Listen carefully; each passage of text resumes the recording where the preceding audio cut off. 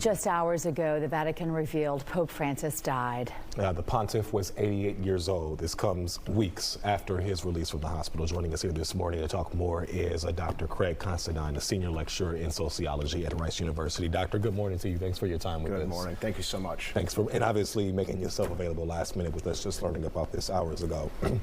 So obviously there is a long tradition there at the Vatican when it comes to selecting the next pontiff. Where do we go from here? How does that work? Well, right now, the cardinals will be meeting in private for about 10 days, deliberating, talking the future of the church, politicking, in other words. And then we have the Grand Council, essentially, where they go into the Sistine Chapel, and that's where the ballots end up happening. So we're about 10 days away from things really picking up politically. Well, such mourning going on, obviously, today, and we expect this to go on as we celebrate and mourn his life for the next 9 days. Can you talk more about his legacy and how important he was to the Catholic Church? So the Pope, of course, is the first from Latin America, which was groundbreaking.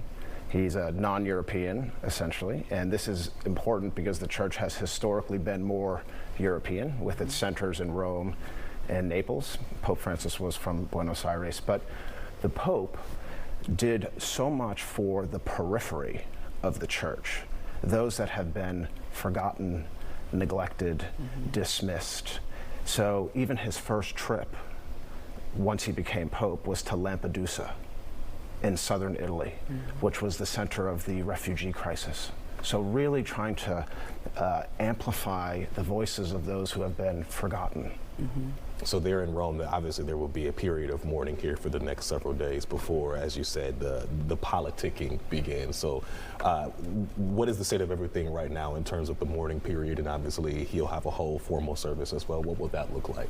Well, this is going to be a global celebration of his life. We're going to have masses and special ceremonies at the local, national, and international level. Of course, the heart of that will be St. Peter's Square in Rome. But this is really a global event. People are mourning, but more importantly, we should celebrate his life. And how fitting is it that he goes on Easter Monday? Very significant. It certainly is, and what a full life, too. He certainly lived that.